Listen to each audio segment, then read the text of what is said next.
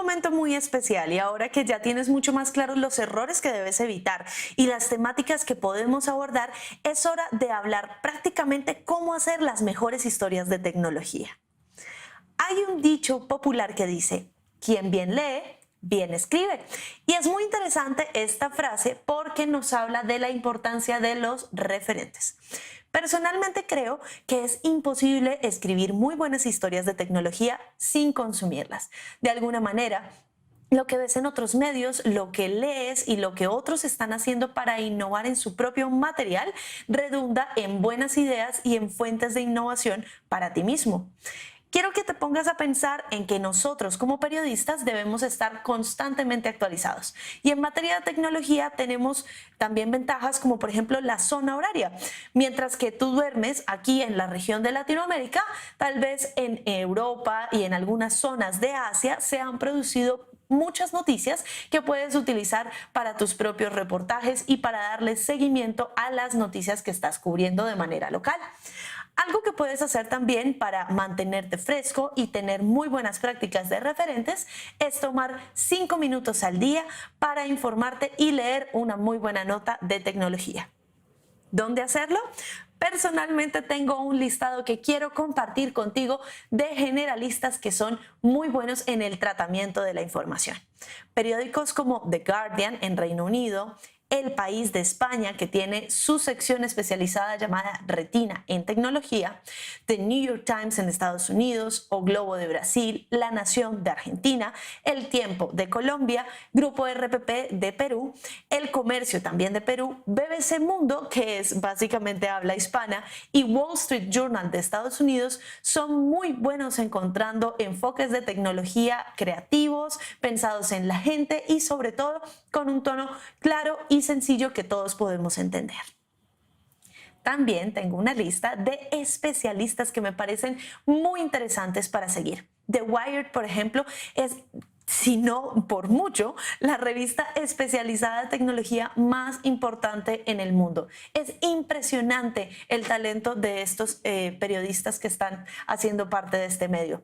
Gizmodo, The Verge, The Netsweb, CNET, que por ejemplo es un caso muy interesante porque se dedican a temas de gadgets y de cultura popular y hacen un muy buen trabajo teniendo enfoques y titulares muy creativos. Es muy interesante. Engadget, OneZero, MIT Technology Review, que es excelente para temas de investigaciones, patentes y cosas que tengan que ver mucho con el mundo científico y de la investigación académica.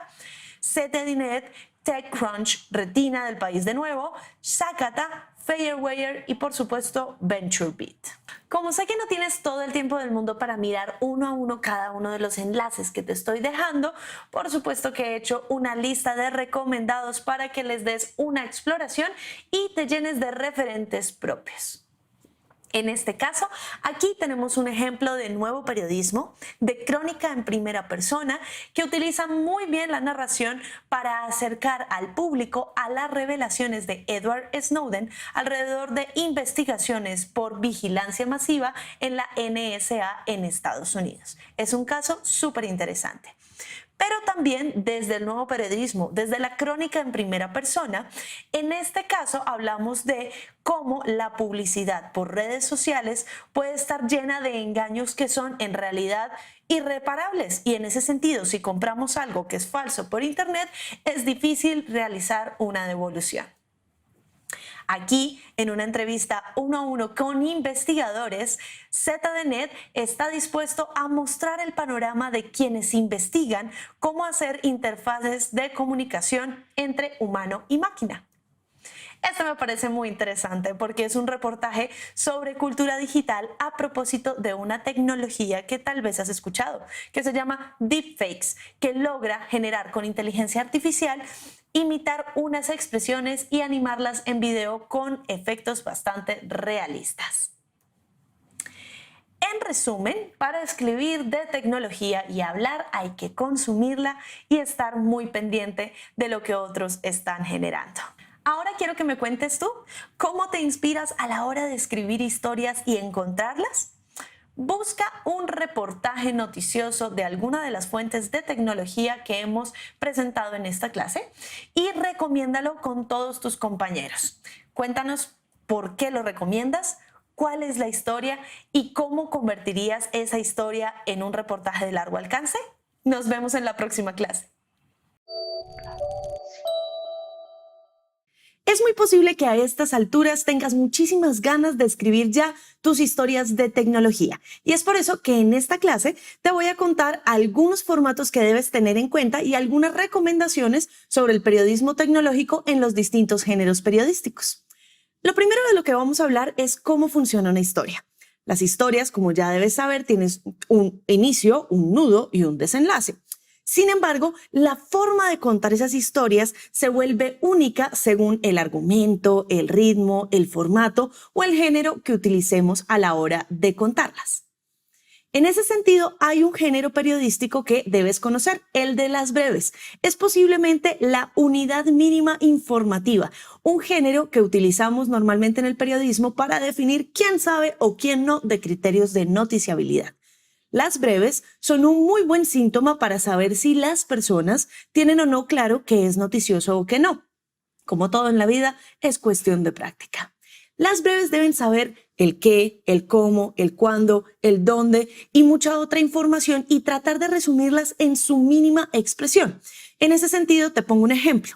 Tenemos una empresa que acaba de salir a la bolsa. Si quisiéramos enfocarnos en el quién, probablemente nuestra breve arrancaría. Empresa tal, de tal tecnología, sale a la bolsa. Según fulano de tal, el lanzamiento se va a hacer de tal y la expectativa económica es esta. Ese es un ejemplo. Pero ¿qué pasa si en realidad lo que a ti te interesa es contar en vez del quién, tal vez el qué?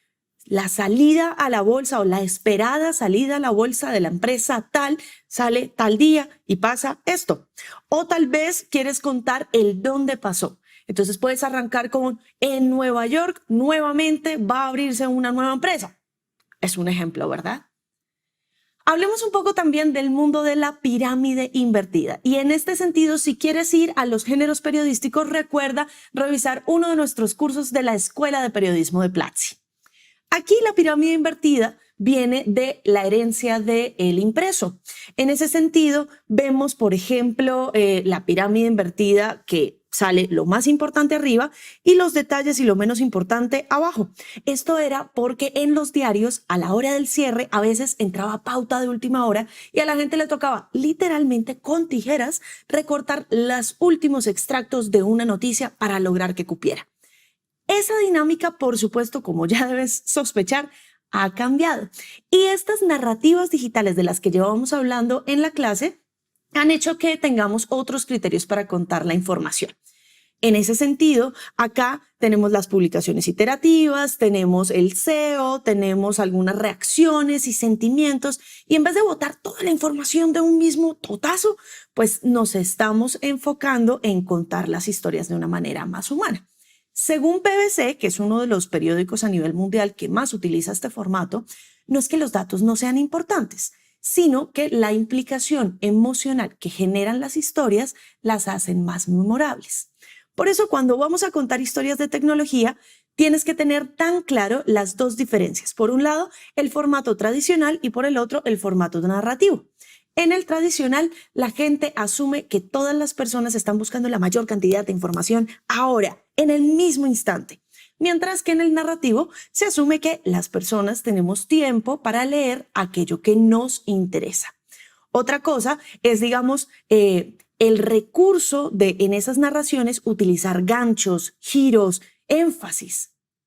Te dejo un ejemplo muy interesante precisamente de la BBC, donde te puedes fijar en algunas cosas. En esos recursos vas a encontrar esta nota y vamos a hablar, por ejemplo, de cómo inicia con una pregunta, cómo te das cuenta que viene mucho contexto y casi que a la mitad de la nota es donde responde a lo que realmente estaba en el título. Ahora hablemos un poco de las entrevistas. Este es mi formato favorito. Aunque parece el género más sencillo, tengo que decirte que hacer una buena entrevista es dominar el arte de la pregunta, la conversación y la escucha activa. Hay unos principios de Robin Day que salieron en los años 60, pero que están sumamente vigentes todavía hoy en día. Por ejemplo, no tener prejuicios. Y en ese sentido hay que reflejar a la hora de hacer preguntas distintas perspectivas desde distintas realidades y ese es nuestro trabajo como periodistas. Por el otro lado, hay que preguntar firmemente sin ofender a nadie, pero tampoco sin reverenciar. Algunas veces, con estos personajes de tecnología a quienes admiramos tanto, se nos sale un poquito el fanático que llevamos adentro y hay que controlarlo para que la entrevista salga a lo máximo. Y por supuesto, hay una cosa que es muy importante y es una regla de oro. No debes enviar el cuestionario de preguntas de manera anticipada a tu entrevistado o coordinar de alguna manera las respuestas que van a salir en la entrevista. Es razonable entregarle un contexto, charlar sobre lo que se va a abordar para que el vocero se prepare, pero nunca deberíamos engañar a las audiencias diciendo que fue una entrevista cuando en realidad fue un cuestionario escrito. Algo que quiero que te quede muy claro es que nosotros como entrevistadores, especialmente en el mundo de tecnología, no podemos ser jueces, fiscales, abogados. Estamos aquí para hacer preguntas, para tratar de resolver las dudas que tienen las audiencias, no para juzgar a nadie. Tal vez recuerdes un ejercicio que hicimos clases atrás, precisamente alrededor de cómo hacer esas entrevistas muy difíciles a estos personajes de tecnología. Y a pesar de que te dije que la preparación es muy importante y que hay que tener un cuestionario muy específico, no debes dejar que los cuestionarios se vuelvan en una camisa de fuerza, donde no puedas contrapreguntar. La contrapregunta es la magia de todas las grandes entrevistas. Por ejemplo, te tengo esta gran entrevista de The Atlantic a Bill Gates sobre sus propósitos filantrópicos. Y definitivamente una de mis favoritas es esta entrevista que explora la faceta familiar de Elon Musk, el creador de SpaceX y de Tesla. Y hemos llegado al final de nuestra clase. Espero que te haya quedado muy claro cuáles son esos tips a la hora de hacer entrevistas breves o noticias de tecnología. Estoy ansiosa por leer tu trabajo. Ahora que tienes mucho más claro cómo hacer grandes entrevistas, quiero que cojas los recursos descriptivos y generes historias de tecnología desde la perspectiva más descriptiva. Quiero que hablemos en esta clase sobre crónica y reportaje, los dos géneros más clásicos alrededor de las descripciones en el mundo periodístico. Recordarás que hace unas clases hablábamos de la objetividad periodística, un concepto que se ha ido reevaluando en los últimos años precisamente porque tratamos de definir si el enfoque, la perspectiva, incluso las percepciones y sentimientos del periodista agregan o no valor a las historias que se tienen por contar. Aquí te traigo una cita del maestro Ryszard Kapuscinski, quien dice que todo buen periodismo debería tener un objetivo intencional o tratar de provocar cambios en las personas que nos leen, nos ven y nos escuchan. Quiero que pongas mucha atención a estas diferencias porque van a ser claves a la hora de contar tus propias historias. Aquí vamos a hablar del arte de las descripciones. La crónica y el reportaje son géneros periodísticos que vas a poder ahondar mucho más en nuestra facultad de periodismo digital. Sin embargo, a pesar de que existen otros géneros descriptivos como tal vez el perfil o la entrevista Rashomon, en esta clase nos vamos a centrar en estos dos para identificar oportunidades de estos géneros a la hora de contar historias tecnológicas. Arranquemos. La crónica, por un lado, como puedes ver, se centra en un protagonista de los hechos. Se centra en ese rostro humano y identifica, digamos, el factor sentimental, emocional, las experiencias, el recorrido de una persona en particular. Mientras que el reportaje se centra en una realidad mucho más compleja. Es como si tuviéramos una cámara que apunta a una persona y la tenemos aquí como una selfie cámara versus varios tipos de cámaras que están rodeando una ciudad y que nos muestran todo el panorama de la ciudad, ¿verdad? Además, el reportaje utiliza distintos testimonios y conecta datos, cifras y otro tipo de información. La crónica tiende a novelizar y a contar una cronología de los hechos. Es por eso que este es el género más utilizado a la hora de contar un hito o el camino del héroe típico de un personaje del que estamos hablando. Mientras tanto, el reportaje no tiene un orden cronológico, sino que amplía hipótesis, percepciones, identifica antes, después, sin necesariamente seguir ese orden. Del lado de la crónica tenemos un rostro para las cifras. Si bien podemos utilizar cifras, lo que nos interesa son los seres humanos. Mientras que en el reportaje hay una combinación de esos dos tipos de formatos de contenido. Hagamos un ejemplo. Tenemos una noticia. La noticia es el perfil de una empresa que acaba de salir a la bolsa, o mejor, vamos a hacer un perfil de esas empresas que han logrado sobrevivir a la pandemia y vamos a identificar cómo están funcionando. Si lo hiciéramos de la parte de la crónica, estaríamos hablando de unas empresas, ¿cierto? Pero más que de las empresas, estaríamos hablando de los empresarios, de sus vidas, de tal vez cómo son desde sus familias, de los valores que tienen, de cómo se enteraron de la pandemia, cómo reaccionaron y luego en la cúspide entenderíamos cómo fue que lograron solventarse en esa nueva normalidad. Mientras tanto, el reportaje probablemente sí mencionaría a algunos de estos empresarios y podría hablar con ellos para identificar sus perspectivas, pero sobre todo trataría de identificar cosas como qué dice el gobierno alrededor, cuáles fueron los factores de éxito o qué piensa un analista sobre esos factores de éxito a la hora de superar la pandemia. ¿Recuerdas ahora el área de ciberseguridad que trabajamos unas clases antes? Es hora de que tomes estos elementos tuyos de la crónica y del reportaje y me hagas una explicación. ¿Cómo contarías esa historia si fuera una crónica? ¿Cómo contarías esa historia si fuera un reportaje? Estaré muy atenta a tus comentarios. Las clases pasadas hemos hablado de esos géneros periodísticos y de cómo contar algunas historias. Hablamos de entrevistas, hablamos un poco de noticia, hablamos también de crónicas y de reportajes. Pero quiero que por un momento dejemos de lado este mundo tradicional y empecemos a pensar cómo hay otras narrativas digitales que nos ayudan a contar también historias de tecnología y que son muy emocionantes. Hay que informar más allá del género. Estamos viviendo una realidad tan digitalizada que tenemos herramientas que son independientes a si el protagonista es o no una sola persona, a si vamos a contar o no algo de manera cronológica. Piensa por un momento en cosas como un streaming en vivo. Es un nuevo formato, una nueva manera de contar historias. La idea es que experimentes. O también piensa, por ejemplo, en cómo se utilizaría la mensajería inmediata para contar noticias de manera inmediata y hacer cubrimientos en vivo de una forma distinta. Es por eso que hoy vamos a hablar de dos aplicaciones móviles que quiero que tengas en tu radar a la hora de hacer historias de tecnología, porque me parece que son muy valiosas y plantean unas nuevas formas de contar historias. El caso que te traigo acá es, por ejemplo, WhatsApp en los medios de comunicación. Podrías decirte, WhatsApp lo uso todos los días. Hablo con mis amigos, con mi familia y con otras personas, pero ¿en serio sirve para hacer periodismo? Pues la respuesta es sí. Hay varios diarios en el mundo que ya lo están utilizando. Aquí en España, el diario Motor lo utiliza para enviar una vez al día por suscripción un resumen de noticias a sus audiencias. También se ha utilizado WhatsApp, por ejemplo, en momentos electorales. La BBC lo utilizó para aumentar el número de suscripciones cuando estaban sucediendo las elecciones de la India en 2014. Y el Diario de España replicó este ejemplo en las elecciones andaluzas y logró más de 2.600 suscriptores. Es un número muy interesante.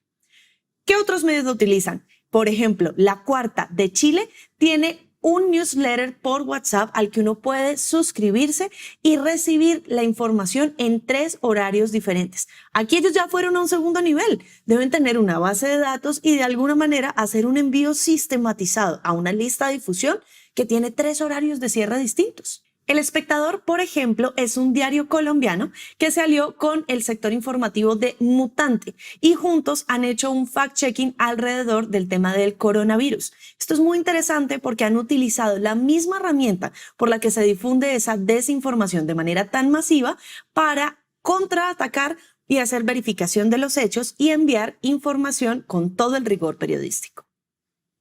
En el caso de otros países como Venezuela, WhatsApp ha sido una herramienta para el periodismo que ha sido sin igual. Y en este sentido, cosas como el efecto Cocuyo han logrado generar información y superar las barreras de la censura, llegando a un público masivo en este país. Pero no solamente se trata de WhatsApp, también hay otra herramienta que me parece muy interesante y es Twitter. Twitter es un lugar muy especial para los medios de comunicación y en donde los periodistas habitamos comúnmente porque se ha convertido en un instrumento para informar de otra manera. Piensa por un instante en el hashtag. No sé si sabías de su curioso origen. En realidad el hashtag no fue creado por los mismos creadores de Twitter, sino que fue inventado por un fanático de la red social que algún día llegó a decirles, mira, tengo esta idea. Se las presentó y dijeron, mira, ¿sabes qué? Es como muy geek, demasiado nerd, no creemos que tenga futuro. Ya sabemos que la comunidad adoptó los hashtags y son una herramienta informativa muy valiosa. ¿Por qué? Porque básicamente el hashtag te permite agrupar conversaciones y sin importar si sigues o no sigues a alguien, tienes el chance de saber qué es lo que está opinando sobre un determinado hecho. A mí me parece fantástico. Además de eso, los medios de comunicación han hecho los ejercicios del hashtag precisamente para posicionar sus programas de radio, sus programas de televisión, un tema en la agenda, unas elecciones, pero también han utilizado Twitter de otra manera. Recuerdo ejemplos como hacer una entrevista vía Twitter. Básicamente de pedirle a la fuente que se conecte a una hora determinada, arrobarla y ir haciendo una conversación como si fuera un chat que queda en un hilo de entrevista. Ese me parece fantástico. Pero también tenemos distintos formatos de parrilla, cada cuánto publican, cómo lo publican, si etiquetan o no etiquetan a personas, que eso ayuda a promover nuestro propio trabajo.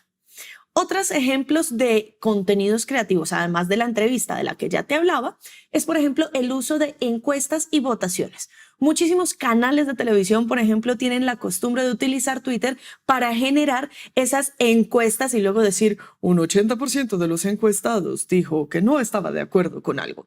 Y lo gracioso es, pues sí, ya sabemos que no es una encuesta representativa ni con todo el rigor del científico de datos, pero es una forma de permitirle a las audiencias comunicarse con el medio de comunicación y de alguna manera sentir esa interactividad que nos permite el ciberespacio.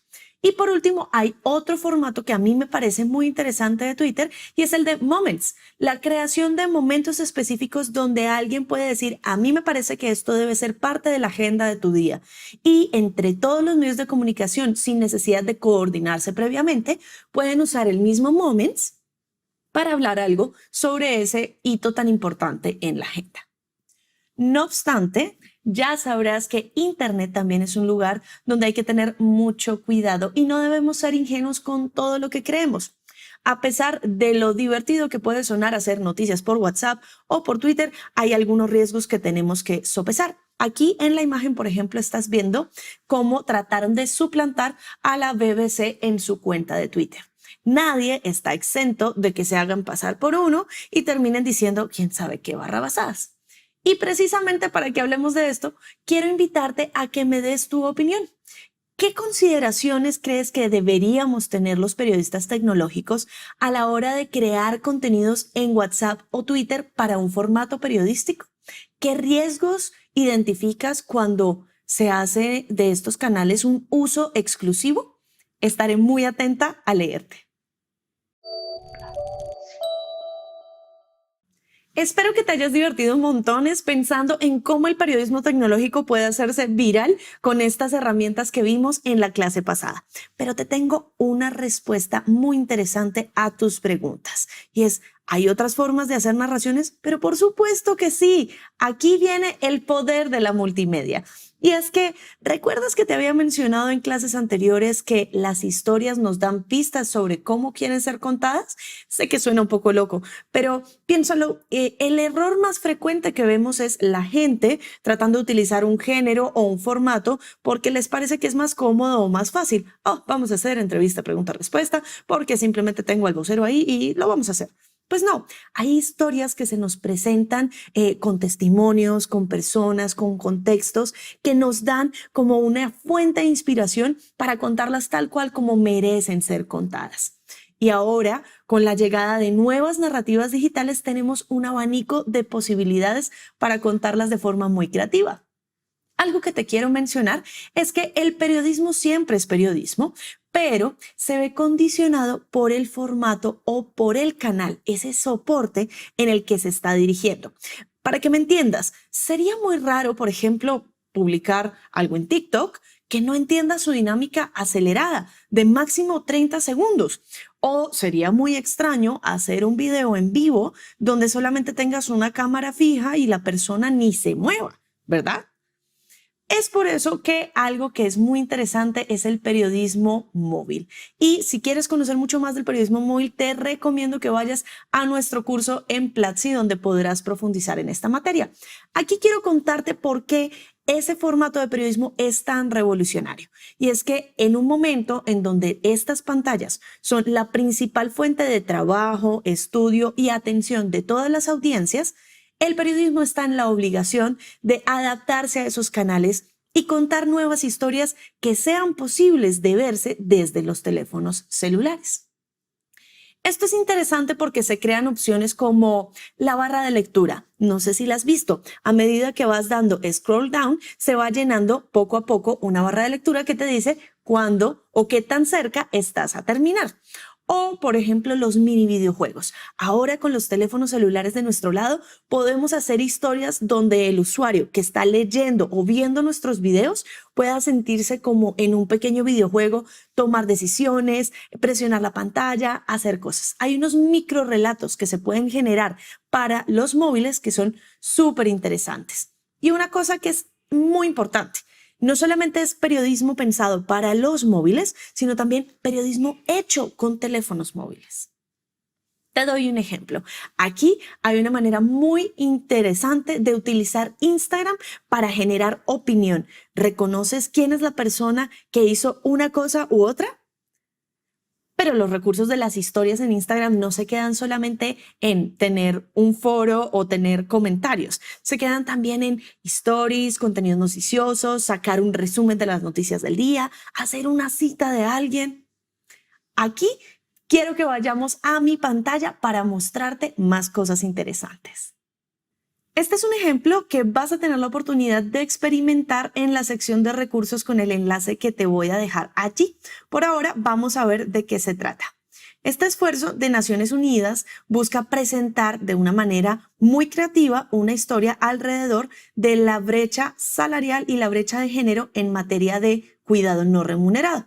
Aquí, por ejemplo, nos está permitiendo seleccionar un avatar. Después de seleccionar el avatar, nos permite identificar cuáles son esas tareas de trabajo doméstico que usualmente realizamos en un día típico de nuestra semana. Por ejemplo, yo cuido a mis perros, hago el mantenimiento de la casa, tengo que lavar y, pues, por supuesto, doblar la ropa, tengo que salir a comprar alimentos, a veces limpio. Sí, yo preparo comida, cocino y cuido a una pequeñita. Digamos que vamos así. Adicionalmente, me pregunta y me pide que confirme si estas son como tal las opciones. Le confirmo y aquí saca una cosa muy interesante, un recurso donde yo como usuario final puedo deslizar y mirar cuáles son las horas que dedico en mi día normalmente a las distintas actividades. En el caso de mi trabajo, dedico algo así como unas 9 horas, digamos. Para dormir, dedico algo así como unas 6 horas.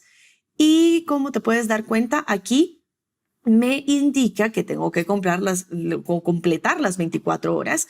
Entonces voy a subir las horas que dedico al trabajo doméstico y voilà. Digamos que este es un día típico, ¿verdad?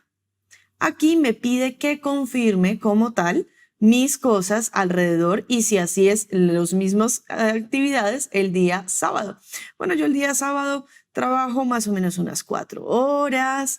Tengo otras actividades, pero pues no me puedo pasar de las 24 horas del día. Y el trabajo doméstico, sí, a veces los sábados los utilizo para poder hacer otras cositas. Entonces, digamos que son unas 4 horas. Después de esas 4 horas, digamos que no duermo tantas horas y aquí ya lo tenemos equilibrado. Mientras tanto va a ir calculando. Y aquí lo interesante es que es una forma de conectarme con la historia a través de una experiencia multimedia. Me dice que tengo 9 años de mi vida dedicados al trabajo doméstico. Aquí me saca cuál es el modelo global. Mientras que los hombres dedican solamente 4 años, las mujeres tenemos un índice mucho mayor. A medida que hago scroll, él sigue dando datos y sigue agregando contexto indispensable para contar la historia. Habla de por qué sucede esto, habla de cuáles son esas consecuencias, los impactos que tiene. Y si te das cuenta, en la parte de abajo tenemos una pequeña barra de navegación donde estamos mirando exactamente cómo va la historia y cómo mi avance en este pequeño bote me permite conocer mucho más. Al final nos da una serie de recomendaciones de cómo entre todos podríamos superar esto. Si lo pones así, esto perfectamente podría ser un texto, pero aquí estamos viendo una manera mucho más dinámica y mucho más interactiva para los usuarios para contarles esta misma historia. Sin embargo, la multimedia no se refiere solamente a videos o a contenidos interactivos como el ejemplo que acabamos de ver. La multimedia se refiere a utilizar múltiples formas o formatos dentro de un mismo contexto para contar historias enriquecidas. Tengo otro ejemplo para ti. Hace unos años escribí mi primer libro, ¿Qué diablos hacen los influencers?, que fue una experiencia de periodismo tecnológico maravillosa. Tuve la oportunidad de sumergirme en el mundo de las redes sociales e indagar mucho sobre su modelo de negocio, cómo funcionan, cómo operan y también cómo funciona el modelo de negocio de quienes se dedican a cultivar audiencias y generar contenidos allí. Algo con lo que me enfrenté es que tenía horas y horas de audios y audios muy interesantes de gente que decía cosas con un tono tan especial y tan intenso que era muy difícil transmitirlo y transmitir esas sensaciones en un texto tradicional como es un libro. Así que, llegado el caso, estuvimos pensando y con la editorial llegamos a la idea de hacer códigos QR en el texto impreso. Eso lo que significa es que los usuarios tenían la oportunidad de escanear el código y escuchar directamente un audio que enriquecía ese texto que estaban leyendo. Así se creó una serie de podcast llamada Entre Clics, que hice en colaboración con el diario colombiano El Tiempo. De hecho, Entre Clics sigue disponible en Spotify, Apple Podcasts y otras plataformas de podcast que puedes encontrar por allí afuera por si quieres escucharlo. Y precisamente para hablar de algunos consejos a la hora de contar historias de tecnología de una manera creativa, te traigo a un invitado muy especial, Jesús Vélez. Él es editor de RPP Radio en Perú y nos va a contar un poquito de su experiencia y sus consejos. Veamos su video. Hola, ¿qué tal? Mi nombre es Jesús Vélez, soy editor de tecnología del grupo RPP, me dedico al periodismo de tecnología hace más de 10 años y me gustaría compartir contigo algunas de las prácticas que he recabado a lo largo de estos años cubriendo justamente eventos nacionales e internacionales. El primero de ellos es acostúmbrate siempre a relacionarte con tu fuente en hardware y software. Casi siempre las marcas te capacitan sin darse cuenta y eso es bueno también porque te permite estar al día respecto a lanzamientos. Así no los comuniques o los publiques, es importante que los asimiles porque tú acumulas un historial de casuística en este punto y a través de estos casos también podrás mejorar tu juicio, tu criterio al momento de analizar productos. Trata siempre de desarrollar contenido multiplataforma. El mismo contenido que utilizas de repente para una entrevista en televisión lo puedes usar para podcast o para una nota web y de esa manera aprovechas todos los recursos posibles. También es importante pues que aprendas a encauzar la necesidad de tu audiencia. Siempre es importante recoger el feedback de ella para que a través tuyo y en contacto con la fuente directa puedas resolver las dudas, porque como el tema de tecnología es básicamente experiencias, pues estas experiencias pueden nutrir también tu nota o tus recursos para que puedas mejorar la comunicación respecto a la marca o al producto que se está presentando. En estos años es importante entender que esto va a seguir evolucionando, que los estilos van a cambiar, pero que es importante invertir tiempo en la capacitación. Es importante meternos muchísimo en el desarrollo de línea de tiempo de cada marca y entender hasta qué punto ya se cruzan o cuáles serán las siguientes tendencias. Siempre hay que estar un paso antes en este mundo de la tecnología. Ha llegado el momento de que desempolves esos dedos y te pongas creativo. Quiero que pienses en un contenido sobre aplicaciones, una de las fuentes más recurrentes que cubrimos en el mundo del periodismo de tecnología.